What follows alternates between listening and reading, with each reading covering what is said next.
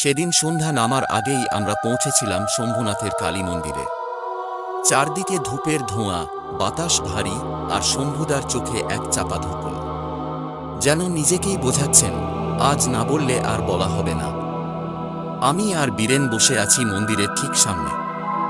শম্ভুদা ধীরে ধীরে বললেন, তোরা কি শুনতে চাস সেই বনভূমির কথা, যেখানে মৃতেরা ডাক দেয়? সেই সববনের গল্প, যেখানে আমি নিজেই মৃত্যুর চেয়েও ভয়ঙ্কর এক অস্তিত্বের মুখোমুখি হয়েছিলাম। আমার গলা শুকিয়ে আসে, মনে হলো বাতাস থমকে গেছে। ঘটনাটা বছর 10 আগের। আমি তখন ঘুরছিলাম বিহার ঝাড়খণ্ড সীমান্তের এক অজপাড়া গায়ে।